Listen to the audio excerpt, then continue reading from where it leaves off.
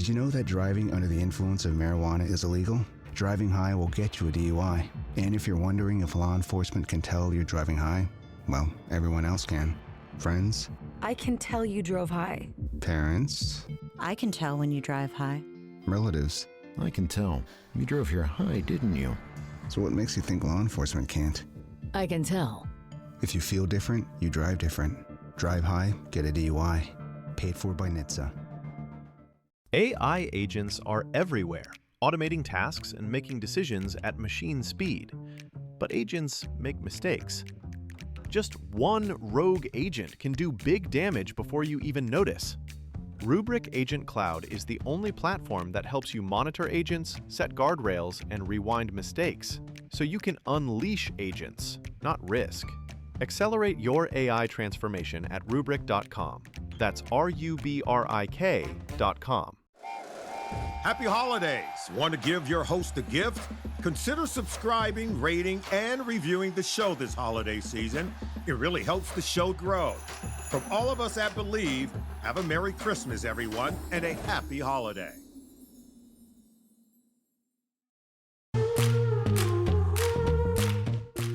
Welcome to Heaving Bosoms, the podcast where two best friends recap romance novels while celebrating Christmas and reveling in queer joy.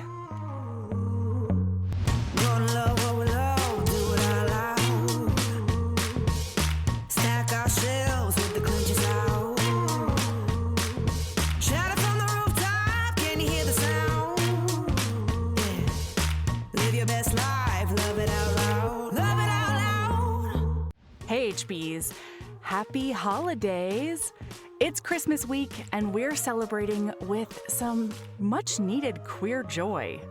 That includes our bonus content this Friday, because Sabrina and I are talking about books 4 and 5 of the Game Changer series by Rachel Reed, because we're still on that heated rivalry-ish. So it's hockey, it's it's delicious. One of them is an age gap.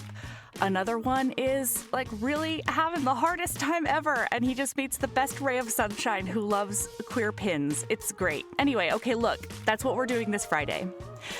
And then also our next watch party is on that heated rivalry-ish.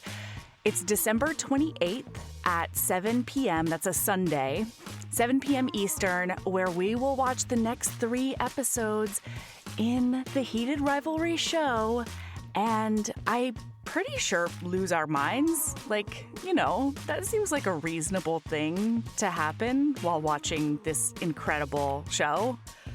I'm already looking forward to it. Y'all have been taking advantage of our 25% off memberships deal that lasts until December 31st. So I get to welcome a bunch of new pals to our Patreon. Welcome, you gorgeous plumes of glitter. Sarah, Tilda, Julia S., Emma K., Isa C., Emily E., and Katie S. All right, this week we've got 4 novelettes for you. Today we're recapping Vintage Toys for Lucky Boys and Junk by G.R. Richards and Sugar and Spice by Eli Ray. Here we go.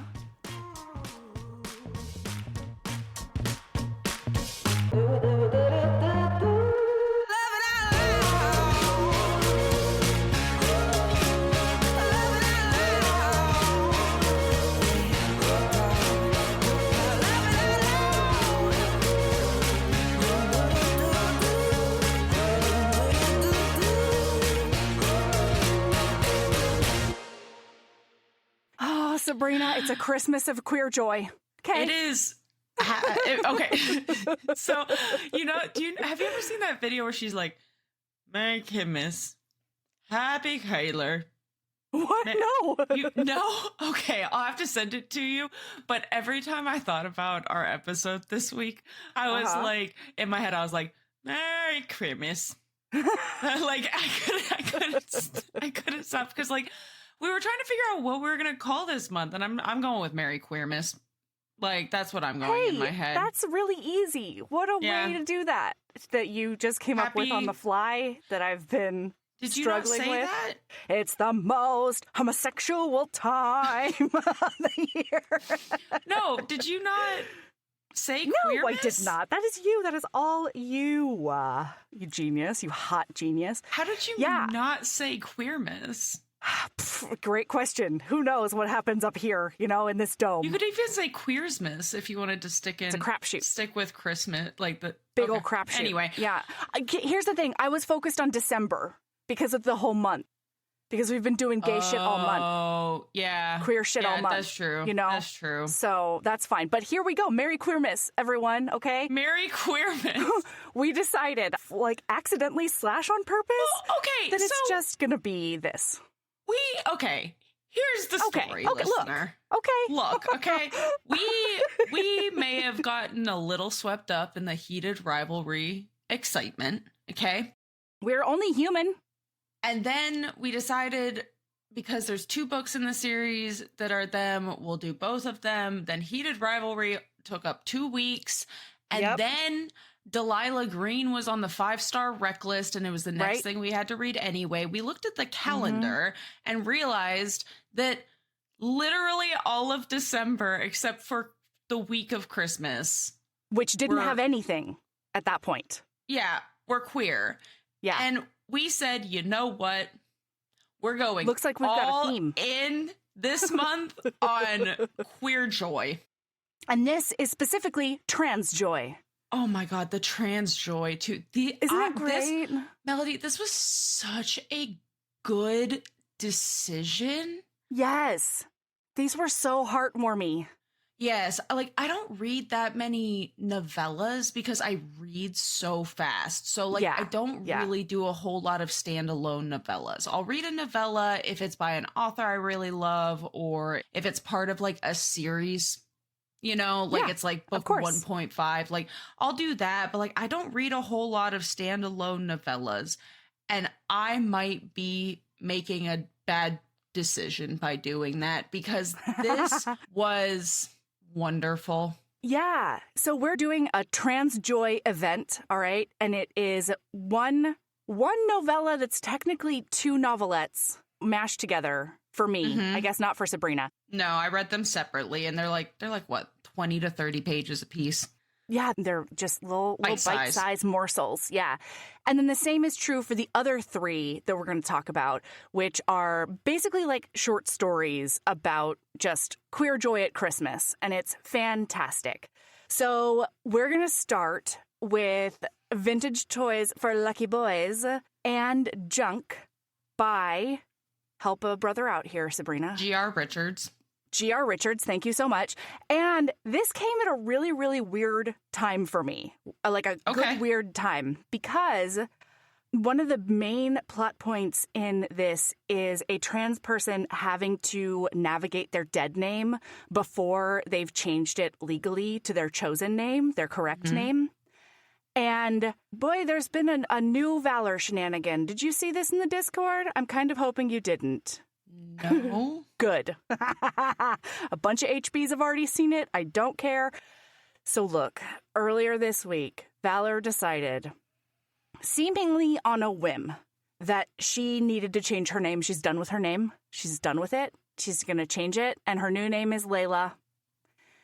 And I was like, well, okay. When I was 5, I wanted to change my name to Cynthia. I'm really glad that they didn't let 5-year-olds change their names. You know what I mean? And if this is a decision that you take up through the ages with you, fine. That's totally fine.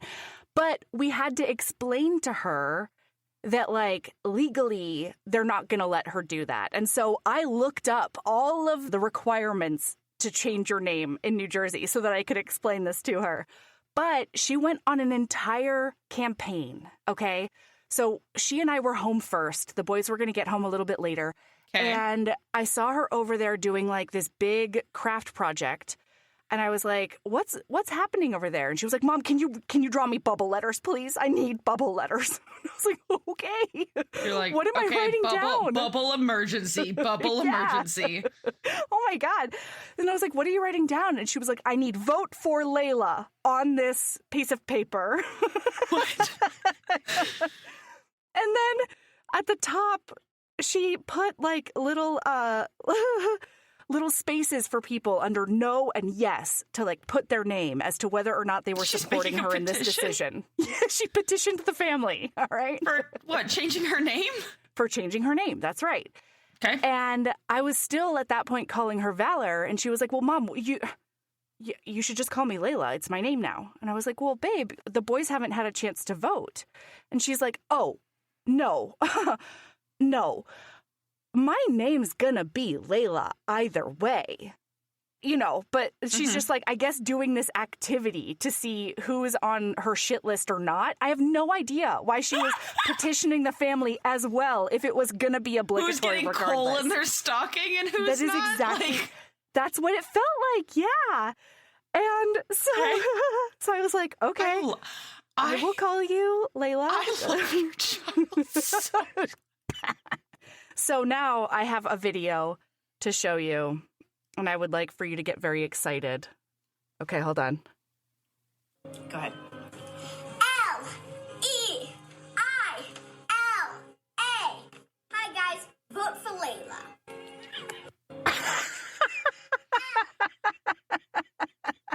Do you have a future politician on your hands?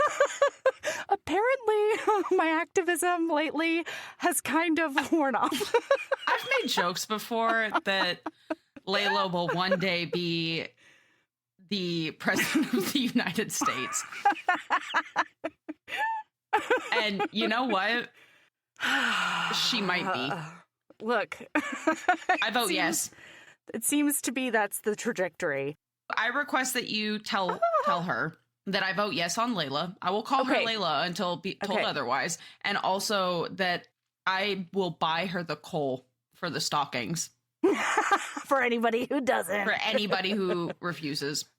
Well, yeah. And I loved it because so one of my nicknames from my dad was just another name that they were thinking about. My dad was thinking about putting it on the list. My mom was never going to let it happen.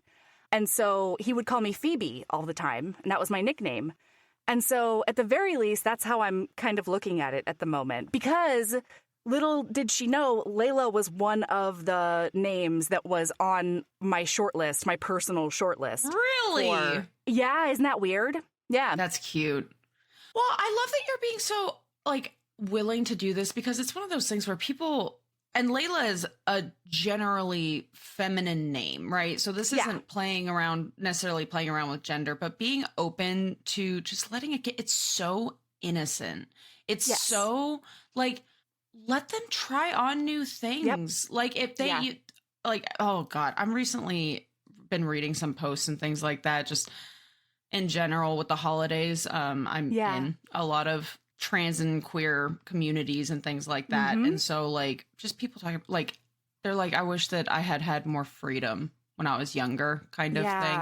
And that's just kind of a general, that's not even a holiday thing, but like just in general, I wish I'd had more freedom to explore the possibilities growing up. And it's like, it's really not that hard. People are like screaming, like you look at the politics and stuff and people are screaming about like hormone blockers and things like that. And it's like, it doesn't, you don't even have to go that far, buddy. You won't even let them mess around in the sandbox of gender by calling them a nickname that they prefer or like, because like that's what it is if you are uncomfortable with it, you can just think of it as a nickname for now, right? Like you don't need to make it this big fucking deal.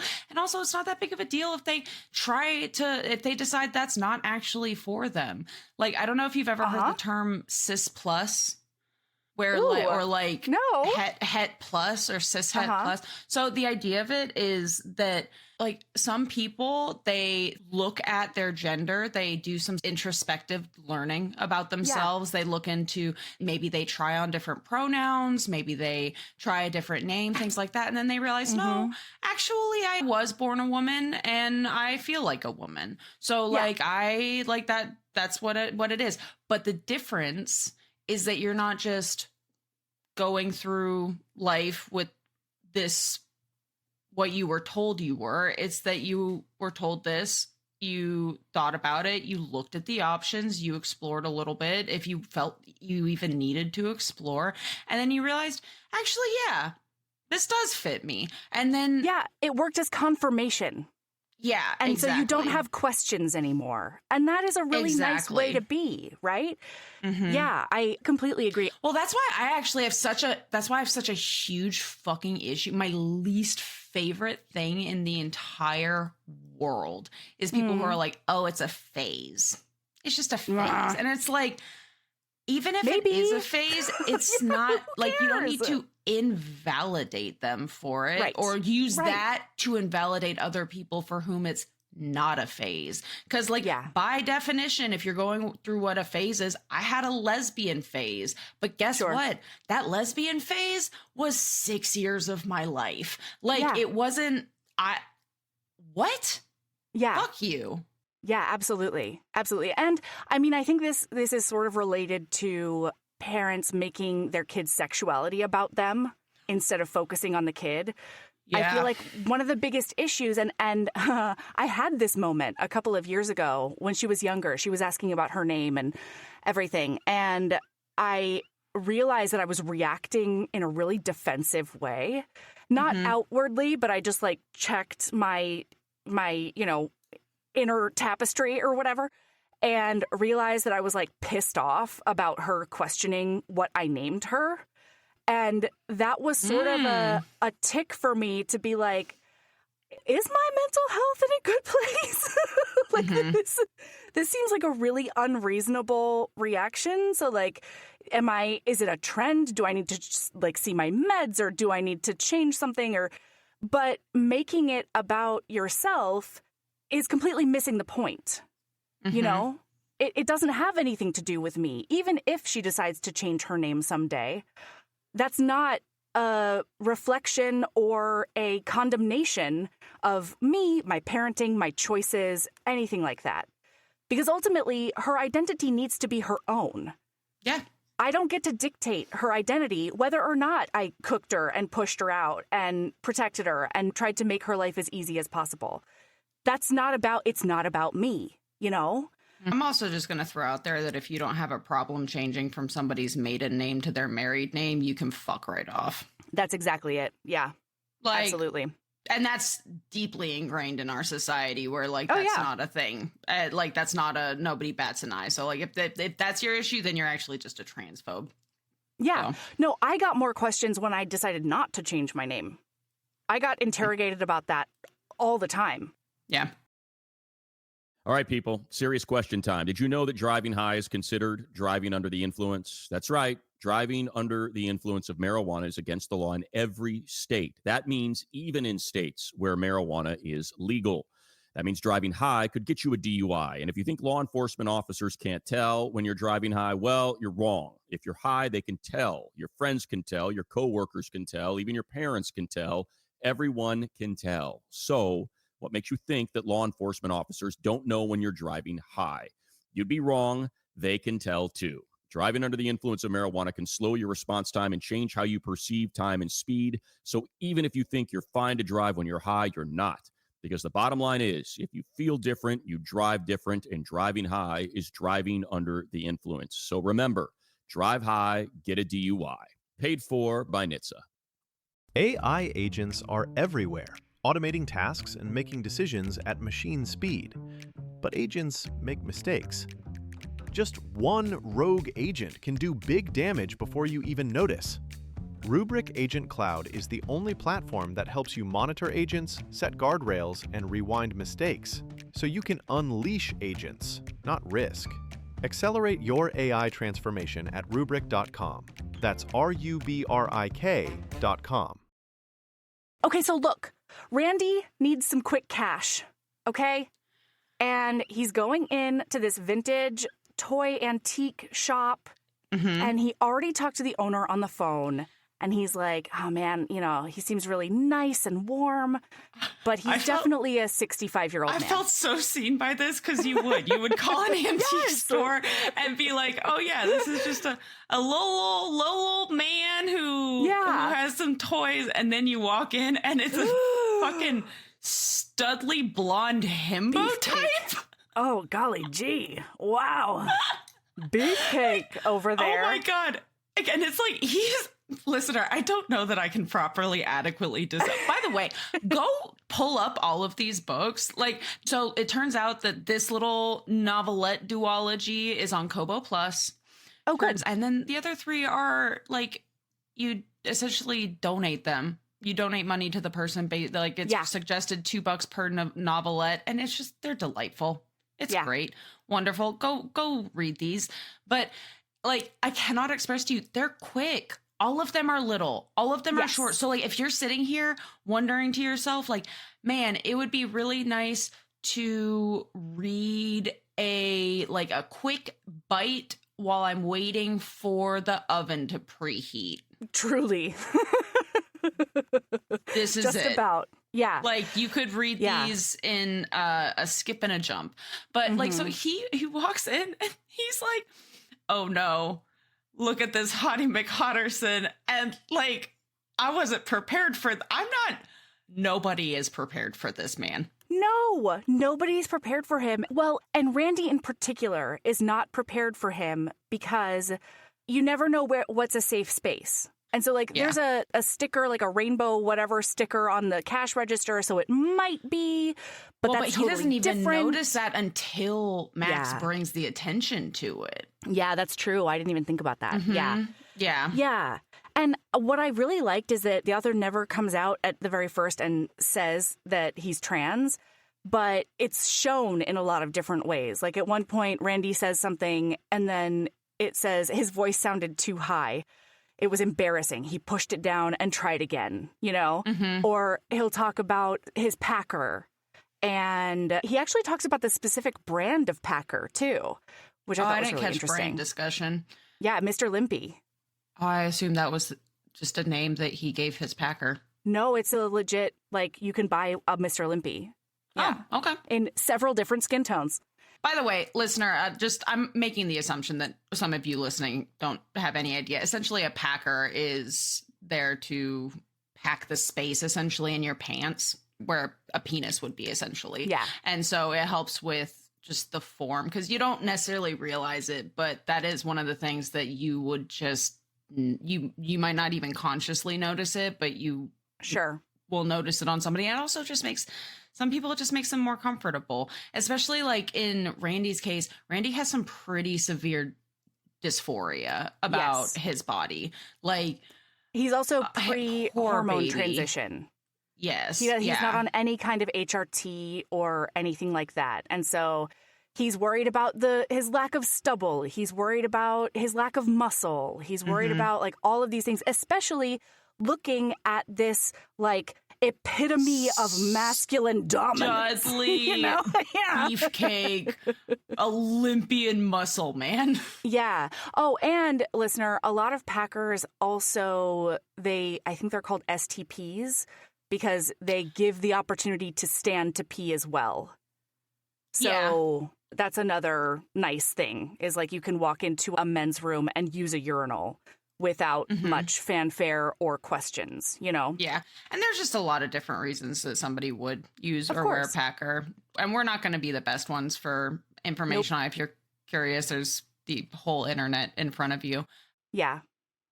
Yeah. So he comes up and he's like, I have these toys that my boyfriend gave me. And then he's like, oh, fuck. I didn't mean to say boyfriend. Shit. Okay. I'm just going to try to move on. And Max, the guy, is just like sort of nodding along, like nothing is weird that was said out loud, you know? And then Randy finds out. He does clock it, though, because he looks up, he's like, Oh, hey. Yeah. Hey, cutie. Yeah, and then Max starts like giving some admissions about him having relationships that sound very queer or gay or whatever, you know? He also, Max looks at him and he says, okay, well, I can give you an appraisal, but just so you know, I can't buy anything without a parent's permission.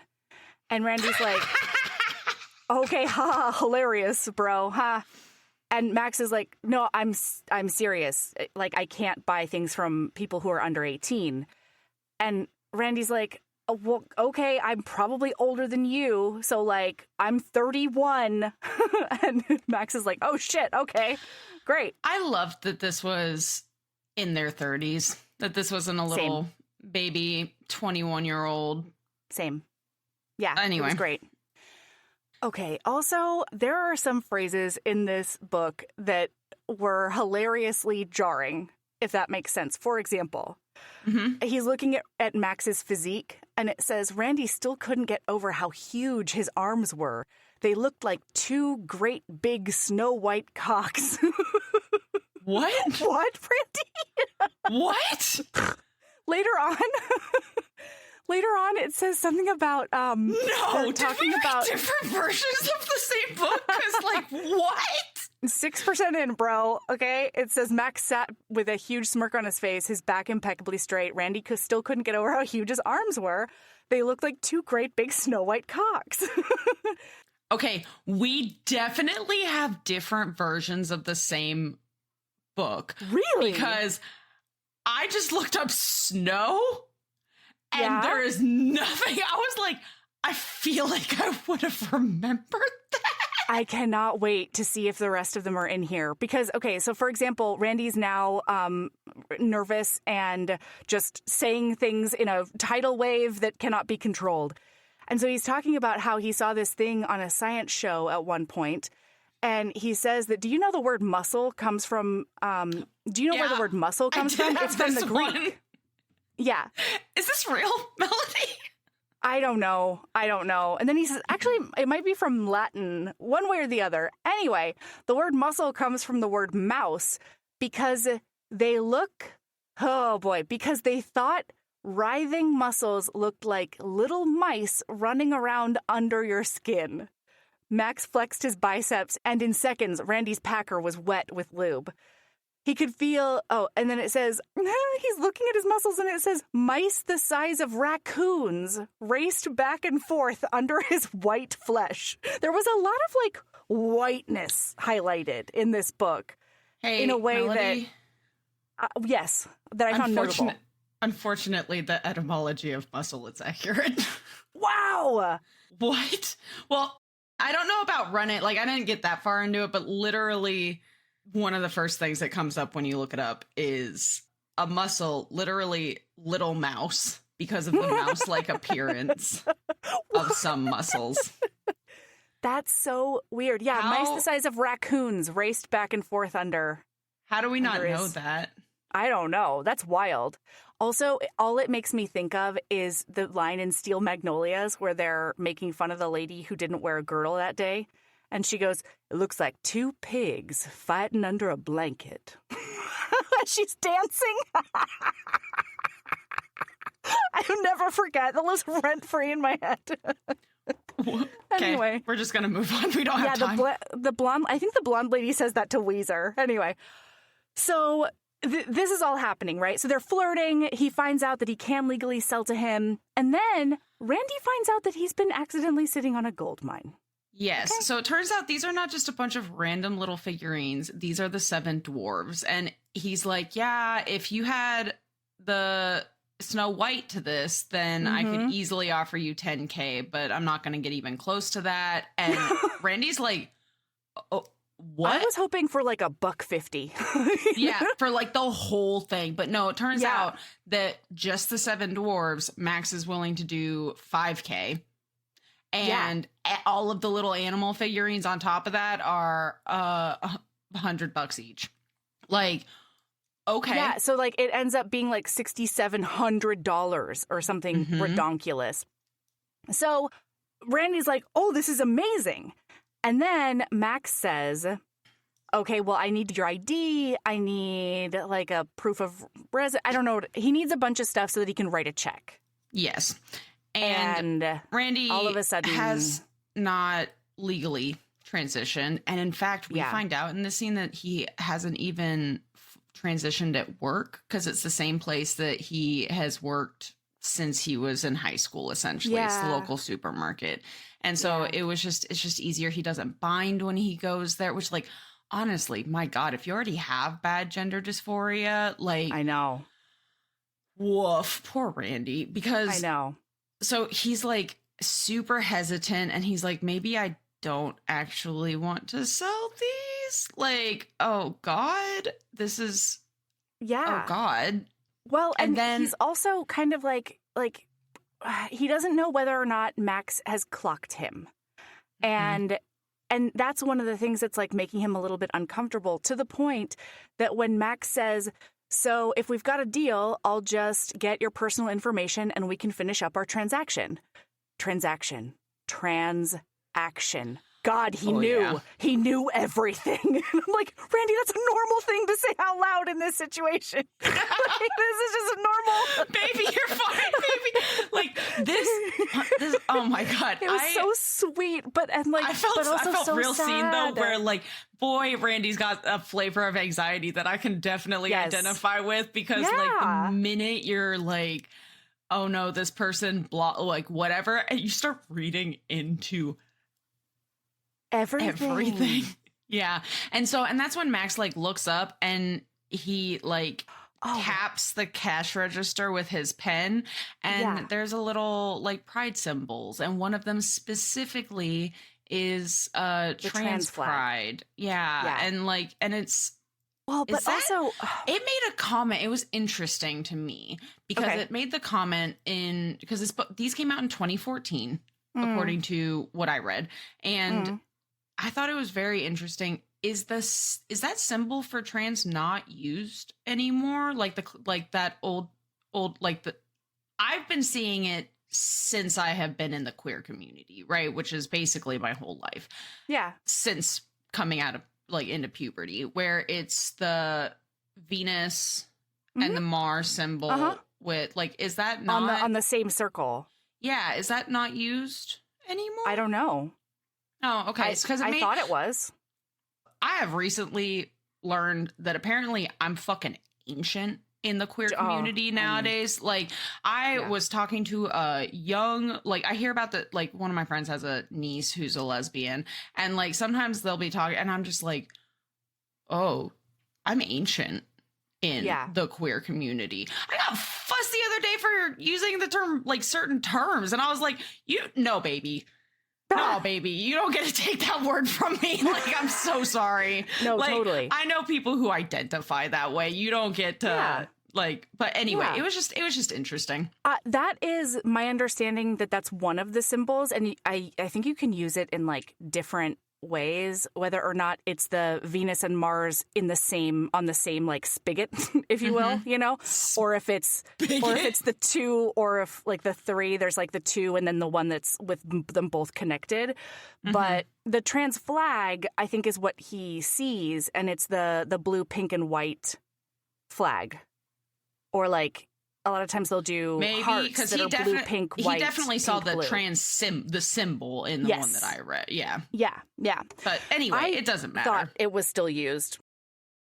All right, everyone, let's talk about drinking and driving, a decision that will change your whole world. Things will never be the same once you get a DUI, because legal fees, time in court are just the beginning. Getting into a crash is another way your world could be irreversibly changed after drinking and driving.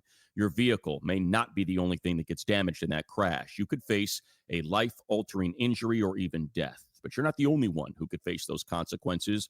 Your decision to drink and drive could permanently change someone else's world, whether you injure them or leave their loved ones grieving. The next time you're out drinking, call a rideshare, a taxi, a sober friend, or a designated sober driver. Always plan for a safe ride home. The only decision that will change your world for the better is the decision to call for a sober ride. It's never worth it to drive drunk. Don't risk it. Drive sober or get pulled over. Paid for by NHTSA. Anyway, so here's the thing. Randy not only has some pretty serious gender dysmorphia, but he also has really, what did I say? Dysmorphia? Is it not? Dysphoria. Sorry, everyone. I'm so sorry. You said dysmorphia, and the first thing I thought of was that little pinky blob morph from Treasure Planet. Oh my God. Which I don't even know. Is that creature's name Morph? I think it might be Morph. But I immediately imagined I just went down a whole ass rabbit hole. Totally. In the span of 3 seconds. Continue, your turn. Okay, so anyway, he's got pretty serious gender dysphoria, but also he has like very, very rigid ideas of gender, which I think does not help at all. So, for example, it says, on the one hand, it was a clear indication Max had read him. Why else would he have uncovered the sticker? If boys could cry, he would have cried. Instead, he bit his lip and suppressed the hurt. And God, did it ever hurt when someone could tell he was FTM. And I'm just like, Randy, boys can cry. Please. Please. Anyway. I am an asshole. Okay. Apparently. Dysmorphia is a term. Yeah. But I didn't know if it was used for gender, though. People can have body dysmorphia. Yeah. But I think it's gender dysphoria. I think you're right about that. It is dysphoria for as far as like that, or like that's the except, but like dysmorphia would technically work because it's that's described as an anxiety disorder involving a belief that a certain body part or physical appearance is defective or wrong. Okay. Yeah. Yeah. Mm-hmm. Yeah. Whereas dysphoria, apparently the actual definition of it, which apparently I've never actually looked up, is a severe dissatisfaction with the body one is in. So I think it almost sounds like dysphoria is like a general, like, and it's also like physical, a general feeling of wrongness, biological, general feeling of wrongness. And then like it almost feels like dysphoria is an umbrella, and then dysmorphia would get down underneath it, more specific. Yeah. Anyway, continue. Yeah. Well, so then all of a sudden it takes a flirty turn, because when he finally hands over the ID, he's like, I haven't changed it yet. And Max looks at it and he's like, why not? Isn't it only like $137 or something like that? And Randy's like, yeah, actually. And he's sort of like looking at him questioningly. Like, why do you know that exact number? That's exactly. And Max goes, oh, one of my exes was trans, or is trans, but they were a boyfriend or whatever. Mm-hmm. And so he has some insight into it. And he starts talking about like how important it was for his boyfriend and like other people and himself to find like a queer support network, you know? Mm-hmm. And Randy says that he doesn't really have one of those. And then Max just sort of offers up his services. And that's after, I'm pretty sure, they talk about like flirting. This was very much an instant love. Oh, God. Yes, absolutely. Yeah. Mm-hmm. Well, because Max invites him into the back room so that they can like finish up the transaction and get to know each other a little bit, become friendly. Because Max is like, I'm serious. They get friendly. Oh, boy. Do they get friendly. Well, and I don't remember how it happened exactly, but Randy starts talking about when he was in high school before he did anything to deal with his gender dysphoria. Or even register that that's what it was. Yes. Yeah. Yeah, and so he never really had girlfriends because, okay, I'm gonna go to now. So he asks Max, like, why he ended up breaking up with his boyfriend, his trans boyfriend. And Max says that he didn't break up with him. He was broken up with, kind of, because Jack's, like, trans journey. It says, what does he say exactly? He says the testosterone changed Jack in more ways than one. But that was okay. He was becoming more himself. I love Max. Yeah. And then it says, Max continued, I won't say the tea turned him straight, but it really brought to the fore a newfound love of boobies and pussies and all things related to skirt chasing. It was hard for me at first. I felt like I'd helped him so much along the way, and suddenly he was leaving me high and dry. But, you know, we all experience our own progressions in life, and I guess that was Jack's. I do really like Max. Max is just, he's so sweet. He's so sweet. And so that thoughtful. is why when this couple takes a turn in junk, I was not pleased. Oh my God. I was not pleased. But anyway, so they end up like continuing to talk, and they essentially, Randy talks about his experience in high school and his little slutty times where he was having a lot of sex. Yeah. And giving a lot of blowjobs and a lot of penetrative sex from behind, and just essentially pretending that he was a different body than he was. And only doing that personally. Yes. Right? Yeah. And it's interesting because he says that most of the trans guys he has had conversations with sort of just thought that they were, they looked at themselves as like, it says butch dykes, right? Yeah. But he says, like, that was not my experience at all. I never liked girls, like, friends or romantically or anything. I always wanted to be with guys. Yeah. And so at one point it says he would pretend that he was, like, taking these straight boys and ushering them into the world of gay sex. Their first gay experience. Yeah. Mm-hmm. And then he says, now I can't even imagine what I'd do in bed with a guy. Max's eyebrows rose for a split second before he could get them under control. Can't you? Randy looked back at him with a crooked grin. Why? Do you have any suggestions? Absolutely, Max said. And then they have the hottest scene because Max is holding Randy's hand and he's like, have you ever thought about putting your hand in somebody's mouth and being touched with a hot, wet mouth on your hand, your fingers? Well, because Max, I mean, I think it's almost related to Randy's narrow idea of gender. Max is saying that, like, sex can be anything. Sex doesn't have to be genital inserted into genital, right? Like, sex can have nothing to do with your genitals whatsoever. It's about, like, the intimacy and the touch. I actually, like, super duper fucking loved it. And so I do want to read that quote really quickly. Please. Because he says, sex can be anything from a lusting gaze to calling a guy up and telling him what you're going to do to him when you get together, to looking up at Randy. Max flattened out his fingers. Have you ever considered how many body parts guys and girls both have? I mean, even cocks and clits have the same origins in the womb. Mm-hmm. And then he ends up, like, touching all over Randy's hand. Yeah. And says, well, everybody has fingers, and I happen to have firsthand knowledge of how great it feels when they come in contact with a warm mouth and a fierce tongue.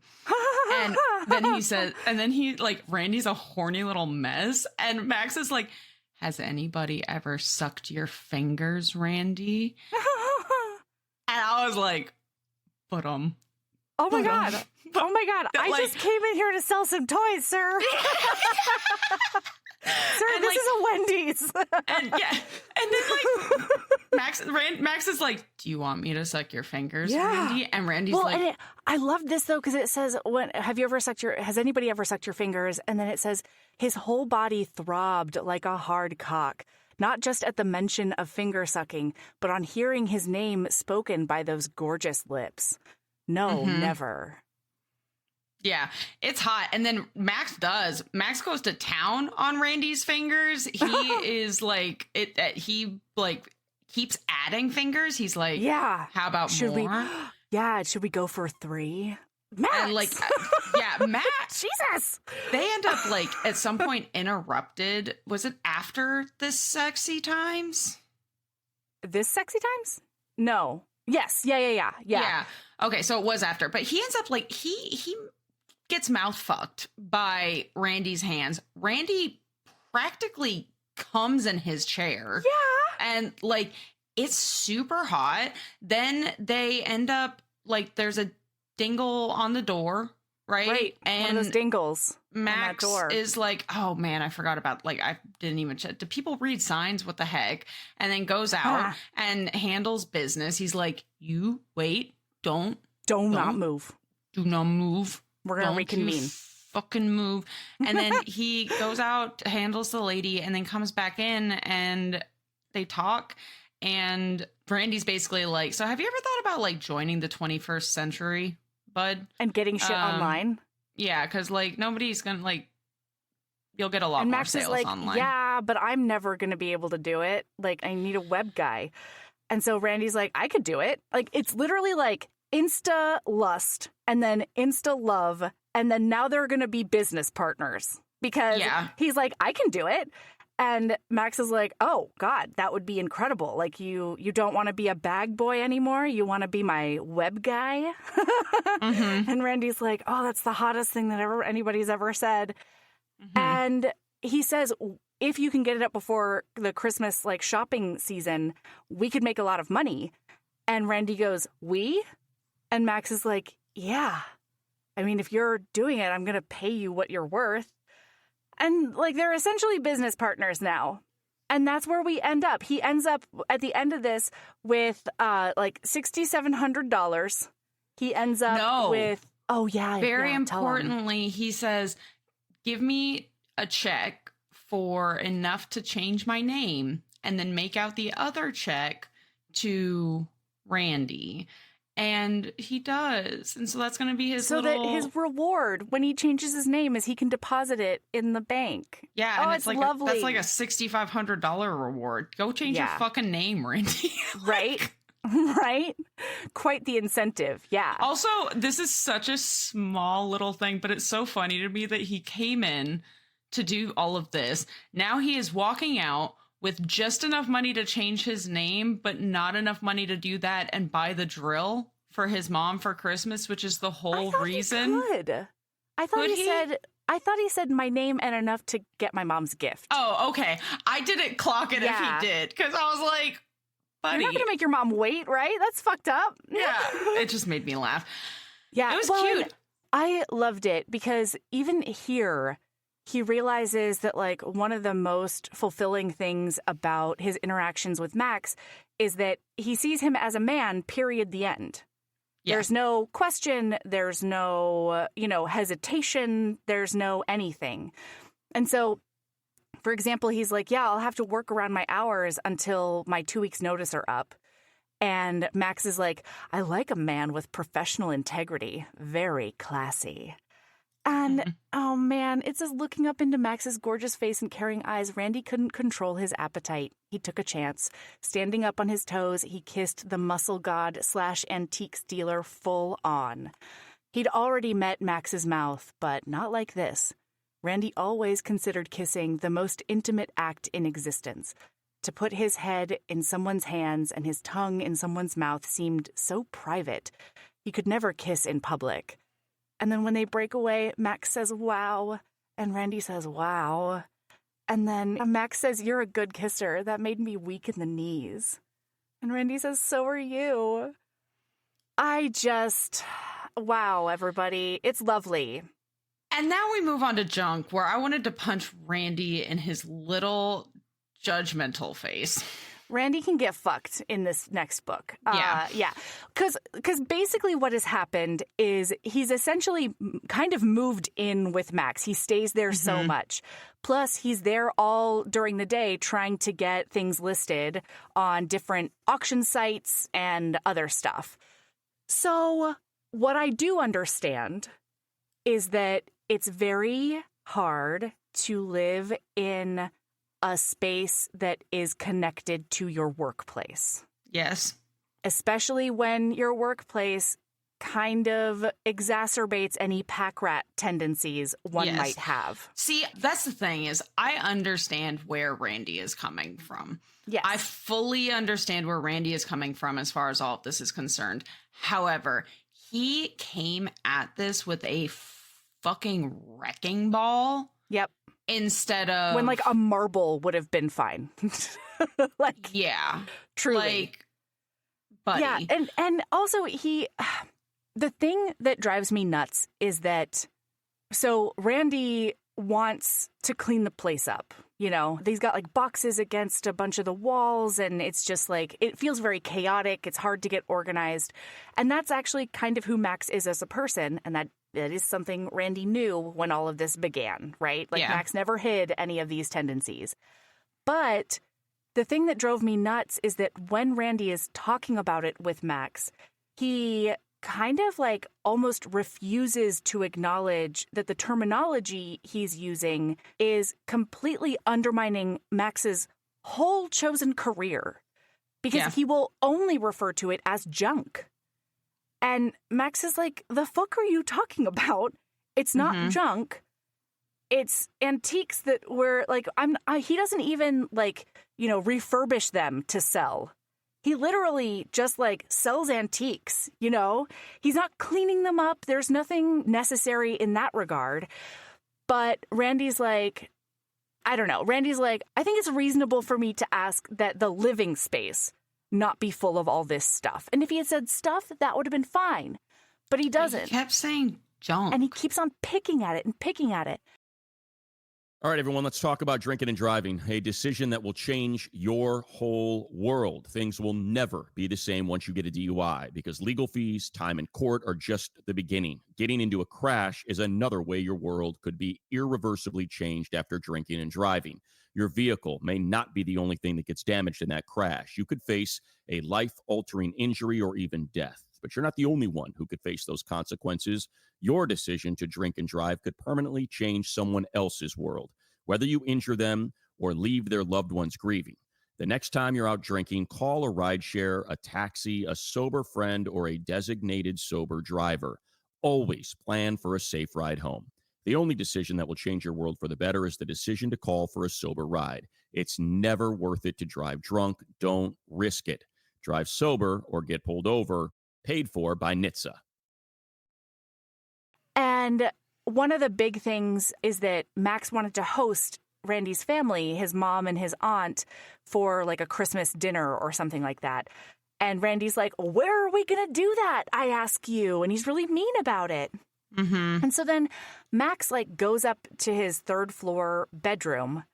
And the other thing that I feel like Randy refuses to acknowledge is that things get more and more precious depending on what floor they're on to Max, Mm-hmm. So Max has not figured out a good display situation in his room, but the boxes of stuff that are in there are important to him personally in some way. Because they remind him of his mom or like family, like miscellaneous things like that. Yeah. It's not her stuff.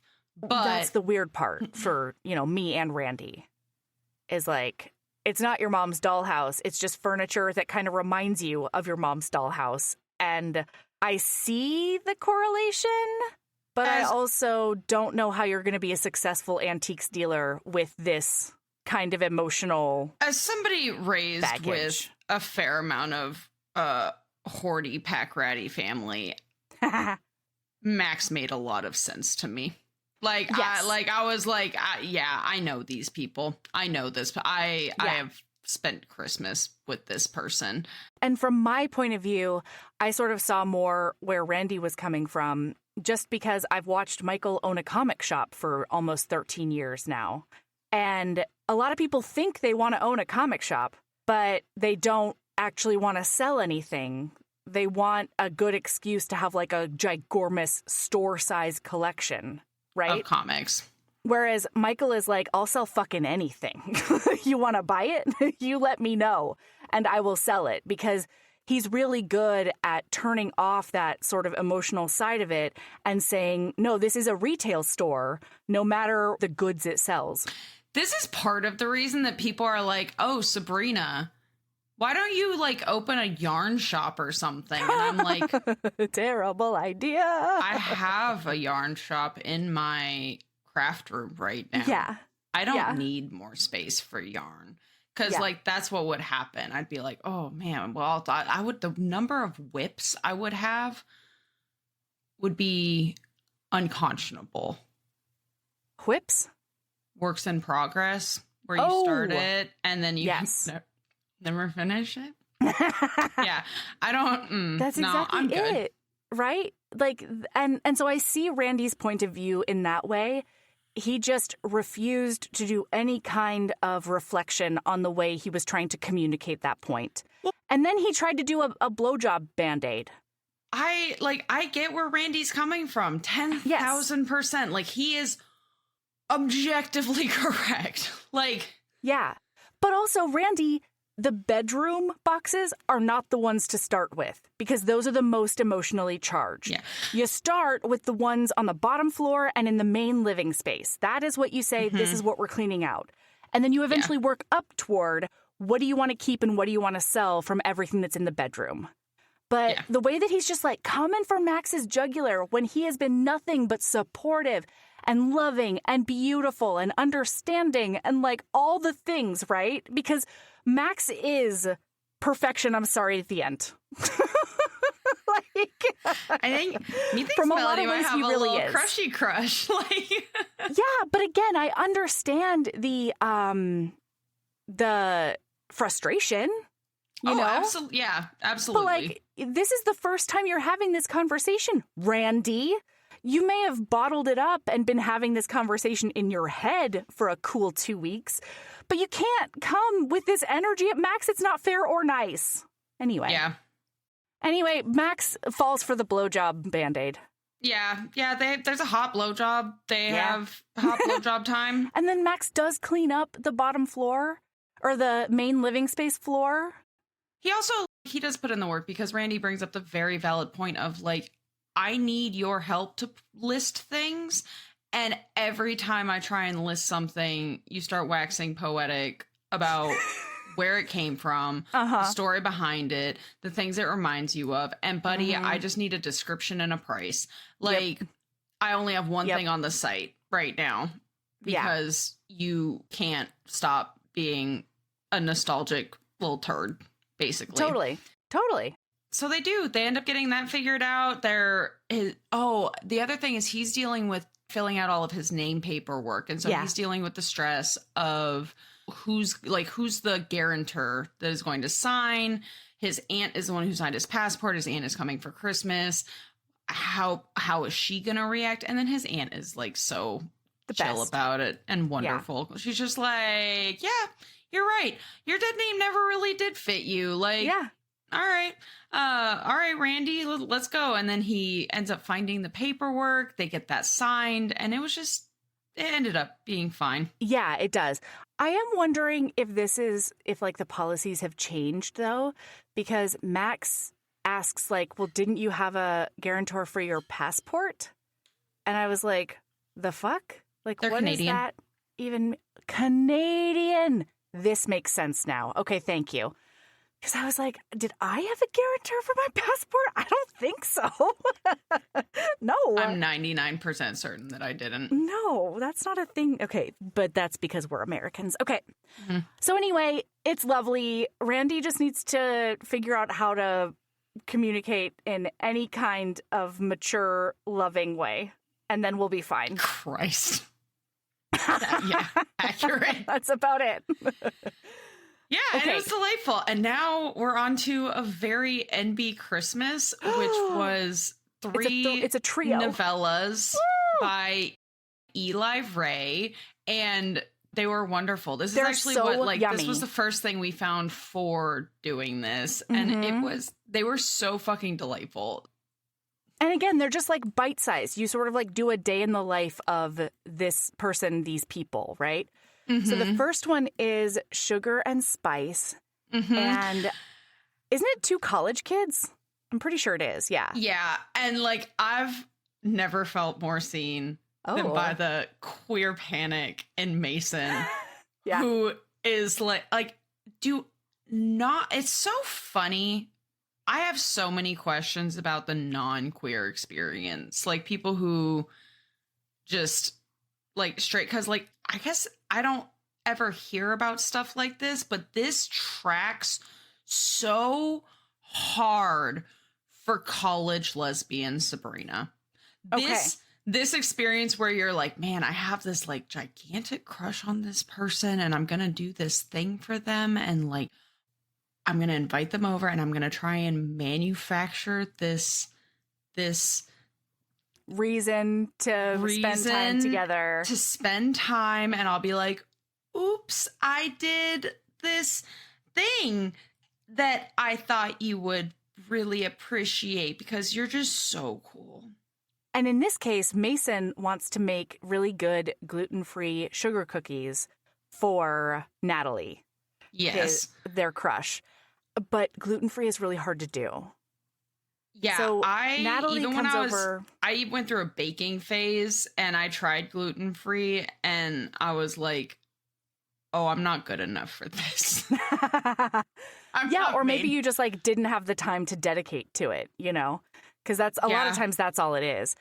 But anyway, Natalie is coming over to lend Mason a book that she thinks that they'll really like because like a random thing that Mason said in class one day. Mm-hmm. And Mason, this is a really good indication that Natalie also has a crush on you. But that's okay. She might just be a really nice person, is what Mason's thinking, because she is. She's a beautiful, wonderful angel. Mm-hmm. And when she gets there, Mason's like, oh, God, look at this. What the fuck happened to your arm? I don't know. I think what happened to it is when I was moving all of my stuff down to the Heated Rivalry watch party in the basement, I remember just like whacking into a wall really hard with the stand my laptop sits on, and I'm pretty sure that's where this came from. I don't know. It was one of those ADHD, I don't know, like spatial unawareness situations, and I just went ka-tank as I was going through a doorway. And it was rough. Anyway, it's a pretty impressive bruise, isn't it? And it's actually more mild than it has been the past couple of days. Wow. Anyway, okay. So when Natalie gets there, Mason's like, oh, God, look at this really terrible attempt at gluten-free cookies. And Natalie's like, oh, wow, you're making gluten-free? Why? And Mason's like, it's for someone. Just doing it for a nice thing for someone. And Natalie, meanwhile, in Natalie's point of view, Natalie's like, oh, man, Mason is so cute and thoughtful. And like, wow, I really like... That's so the cool. The person who gets these cookies are going to be so lucky and like, oh my goodness. And then Natalie's also trying to manufacture reasons to spend time together. And so she's like, cooking gluten-free is really, really hard. So if you want, I can bring over like my favorite flour and my favorite recipe, and I can show you the cookies I make. Mm-hmm. And Mason is like, OMG, OMG, OMG, okay. It's like a whole afternoon of hanging out with her. Yeah. Uh-huh. Yeah, let's do it. Yeah. So we pop into the next day. Natalie shows up with all of her stuff for gluten-free baking. Mm-hmm. And they're like just the cutest little awkward potatoes. She's explaining how to make gluten-free, like how it works and all of the things.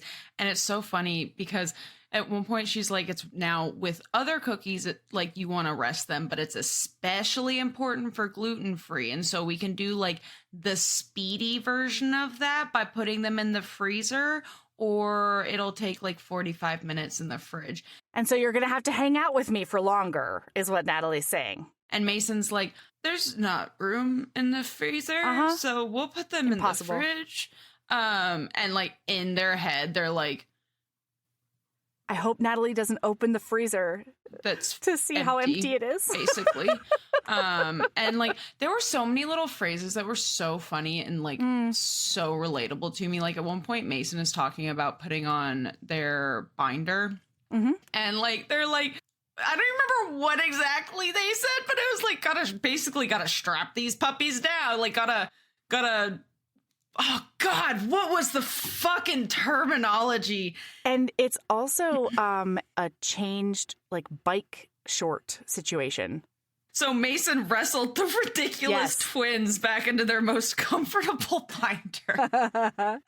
Yeah. And like, as somebody with ridiculous twins, totally, who has worn a binder before, yeah, that's a pretty accurate description of it. It's Absolutely. So cute because they definitely are on the more mask presentation as far as all of that's concerned. And so it's just super cute. They end up like sitting and talking. Natalie, this was the most queer. This was so fucking relatable because Natalie starts talking about like, I'm trying to figure out what I'm going to do with my nails. I should paint them when I get home. Oh, and maybe it's not queer. Maybe it's just ADHD or like some variation, like conjunction of the two. But being like, oh my God, I just found nail polish in my jacket. Do you mind if I like paint my nails? And being like, yeah, that's fine. I would pay money to sit here and watch you paint your nails right now. Yeah. And also, boy, how are you with your non-dominant hand? Is it tough? Do you have a hard time with it? Because boy, do I have nail polishing experience that I might be able to lend. Yeah. Mason's so excited to paint Natalie's nails. Yep. Yeah. And so they end up doing that. Then they the cookie, they end up making the cookies. It goes great. And then Natalie's like, okay, well, I guess I should head out now that they're done. Thanks for having me. And leaves and gets to the bus stop and is like, dang it. I didn't get any info. I didn't figure out if this is for a crush or somebody they're dating. Oh, and it was so cute because in the conversation that they have, this is when we find out that Natalie so they're both trans. Mason is non-binary. Natalie is a woman. And they're talking about how in class they express that they're out or whether or not they're out. And in their conversation, Natalie says, and then in class, I didn't know yet if I'd out myself, but you were so brave, I couldn't help but join you. Wait, you weren't... I didn't realize I went first. You did, only by a few moments. And you've been so vocal since. I thought you had long practice. No, I'm just figuring it out as I go, Natalie said. It's so new to me, and I guess it feels right most of the time. I get clocked as a trans girl a lot, and I thought I wouldn't mind. It's close enough. Kind of. And I want to be there for my trans sisters, too. It's complicated, Mason said warmly. Yeah, she said. Anyway, thank you for being you and for being cute and for wanting... Oh, this is after. Shit. It's okay. It's not while they're making cookies. We'll jump into that in a second then. But she's like, and for wanting to make me cookies I could eat. And Mason looks at her and says, I don't ever want you to feel left out. And I don't know why that hits so fucking hard. All right, everyone, let's talk about drinking and driving, a decision that will change your whole world. Things will never be the same once you get a DUI because legal fees, time in court are just the beginning. Getting into a crash is another way your world could be irreversibly changed after drinking and driving. Your vehicle may not be the only thing that gets damaged in that crash. You could face a life-altering injury or even death, but you're not the only one who could face those consequences. Your decision to drink and drive could permanently change someone else's world, whether you injure them or leave their loved ones grieving. The next time you're out drinking, call a rideshare, a taxi, a sober friend, or a designated sober driver. Always plan for a safe ride home. The only decision that will change your world for the better is the decision to call for a sober ride. It's never worth it to drive drunk. Don't risk it. Drive sober or get pulled over. Paid for by NHTSA. And I jumped ahead a little bit because basically what happens is she gets all the way to the bus stop. And it's pouring rain. And then out of that rush, she's like, man, I really wish that I had said something, but I don't know. It just wasn't my place and all of these things. And then out of the rain, Natalie. And she turns around and it's Mason with a full on cookie tin. Of those cookies? Yeah, the cookies they made. And they're like, they're for you. They were for you the whole time. I chickened out. But they're for you and you're cute. And I think you're wonderful. And I like you. And I'm going to go die now. Essentially. Yep, that's basically canon. Yeah. And so then they go back to their apartment. Natalie is just frozen, being like, are all of my dreams coming true? Am I getting everything I wanted for Christmas? I think maybe. And when she finally comes out of that shocked fog, she just walks straight back to Mason's apartment. And it's so cute because when she knocks and Mason answers, she realizes that Mason has showered and changed already, basically, because it was so... Girl, why are you standing in the rain so long? Why are you standing in the rain so long, Natalie? I know. Yeah. Yeah. And then they invite Natalie in. They offer her sweatpants and a shower as well. And then they're just going to spend sort of the rest of the day together. And they're both pretty stoked about it. Yeah. And they might kiss, they might not, who knows? Well, and then they do end up kissing. They get some smooching going on that couch. And it's I just had a lot of feelings about this little Like, it was just so cute. It was really cute. This is the other thing that it sort of highlighted for me, because as you know, for the past, 2 years or something like that, I've been in a fluffy MM rabbit hole. And one thing I've noticed about especially MM written by women is that by far there is still this idea that that ultimate sex is one person penetrating the other. Doesn't matter.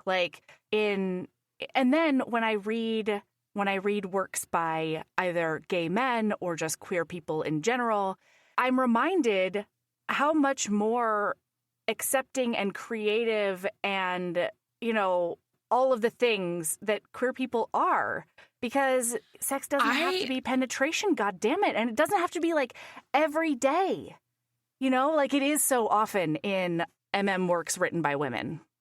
It's just such a heterosexual perspective. It is a very heterosexual perspective. And it's not even just necessarily heterosexual perspective. It is so I've been running into that a lot recently, being on the dating scene again. And we're not shy about the fact that Sabrina's a little slut on this podcast. So there's a lot of sex happening. Right. And so I realized I was queer and not a lesbian right before I got into a relationship and moved to Arkansas.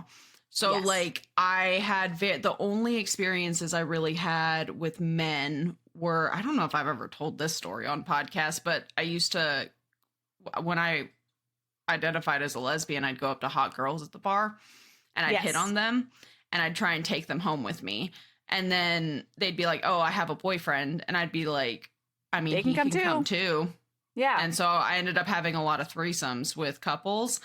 And then I was like, maybe men aren't so bad. Oh, no. Shit. I think I might be into men too. And so that I never really dated men though. That was not a part of my repertoire. Yeah. And then I was in a relationship and then I lived in Arkansas for a while and I was working through a lot of stuff on my own. It is only since I've been back and dating again. And now I'm on the, essentially, I guess you'd call it the het dating scene in a way that I was definitely not when I was younger. Yeah. And these men, I'm like, buddy, I'm going to need you to have is it a disservice that I did to myself by having sex like a lesbian for so much of my life? Because you don't know what I'm talking about. So I'll tell these people, they'll be like, oh, we'll, get talking about sex and I'll make some joke about oh yeah, we'll have a sex marathon or whatever. And they're like, what do you mean by that? And I'm like, sex can be a 6 to 8 hour event. Sure. With minimal sleeping. And they're like, oh man, I don't know if I can go that long. That's a lot of friction on the blah, blah, blah. And I'm like, you are so boring. You are so boring if you think that an 8-hour sexathon involves you doing nothing but penetrating me with your penis or active friction on a genital. Oh, so when you're saying, did I do myself a disservice, is did I open myself up to these possibilities that now seem closed? Yeah. Okay, I understand now. Yes, I feel like I did it and it's a good disservice, right? Yes. I'm glad that I have this experience because it means that I'm not going to accept 30 seconds just of foreplay. Right. And then, because guess what? That foreplay was sex. It was for most of my life. Yeah. And so I'm like, you putting your penis in me is the least interesting part of this experience. Yeah. Yes, absolutely. Absolutely. And it's crazy. I mean, truly, the het sex scene is rough sometimes. Yeah, or the number that they're like, oh, well, yeah, I don't have that sex with that many people. And then I'm like, when's the last time you fingered someone? And they're like, well, I mean, I finger a lot of people or I go down on a lot of people. And I'm like, buddy, that's sex. Yeah, exactly. Exactly. Anyway. So the way that this applies here And in all three of these stories, it's something that I think is a really like excellent hallmark of Eli Ray as an author.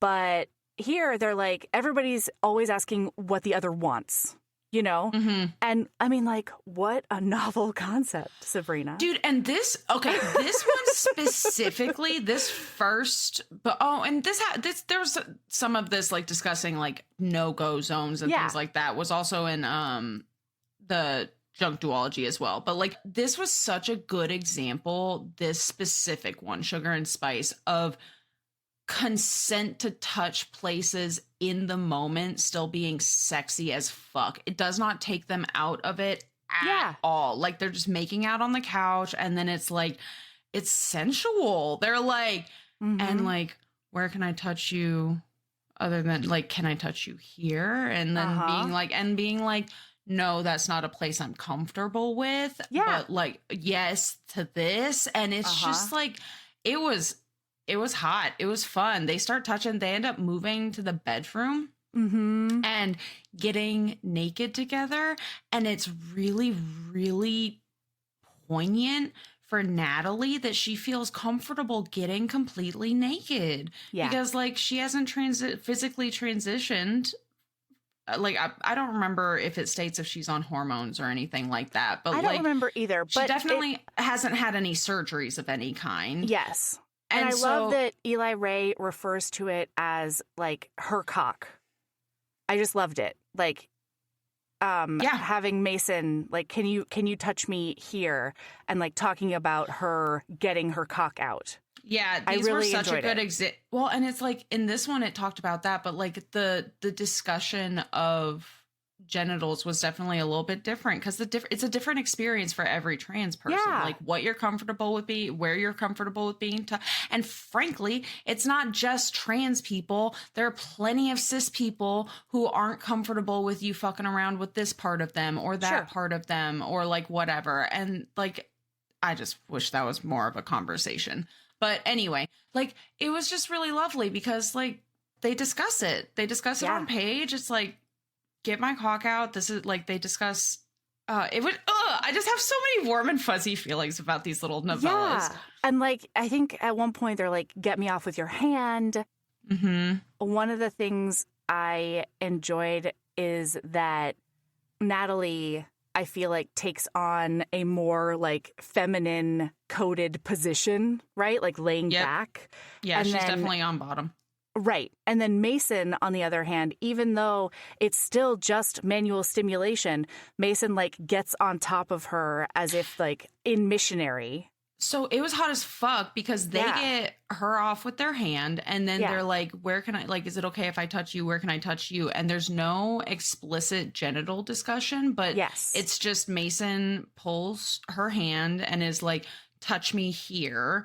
Right. And then like basically and guides her, grinds on her, but in what would be typically a missionary position, grinds on her over her with their arms, like caging her in. I have a thing for arms. I love being on bottom just because it means that person is like braced over me and I can just be like, arms. Like, well, hello. Fancy meeting you here. Like, I love it. So like this description of Mason's position, I was like, hell yeah, get it, buddy. Like, let's fucking go. Yeah. And so, like, they end up getting off that way, and then they get naked. Eat cookies in like, bed. They're naked. They end up sleeping together, and, like, this is such a huge thing. Like, Natalie is being, like, very vulnerable by being completely naked. Totally. And then Mason ends up taking off their binder and putting on a t-shirt without their binder for bed, which means a lot for them. And like, it's so cute. And so they're being little vulnerable babies. And then it's the next day. And they feel safe with each other. Yeah. Yeah. And like, it was just real good. They end up eating cookies in bed together and like snacking and like, it was just. And they're dating now. Period. The end, everyone. They're together forever, and I am into it. I love them. And Same. then.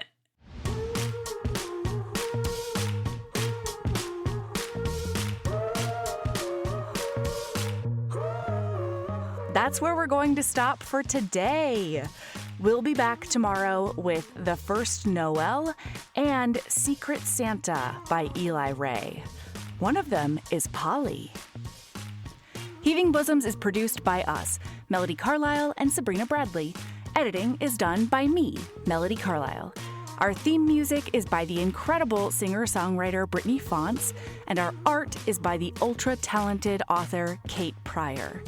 If you like our show, remember to follow us on your favorite podcast app, rate us 5 stars, and leave a review. That one small action is a huge way to help the show.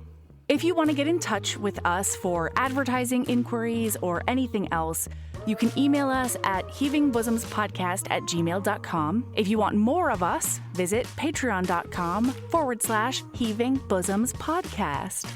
You can also find us on Instagram at Heaving Bosoms, on TikTok at Heaving_Bosoms, and in our Facebook group, the Heaving Bosoms Geriatric Friendship Cult. See you tomorrow.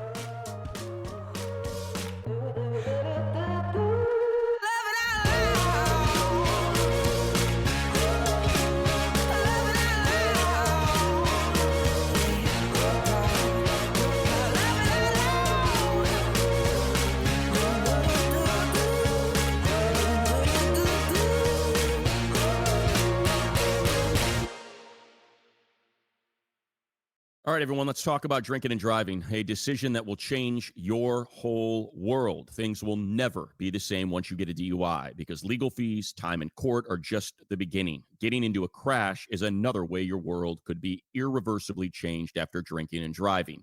Your vehicle may not be the only thing that gets damaged in that crash. You could face a life-altering injury or even death. But you're not the only one who could face those consequences. Your decision to drink and drive could permanently change someone else's world, whether you injure them or leave their loved ones grieving.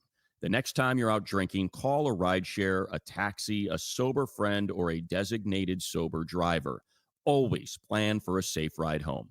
The only decision that will change your world for the better is the decision to call for a sober ride. It's never worth it to drive drunk. Don't risk it. Drive sober or get pulled over. Paid for by NHTSA.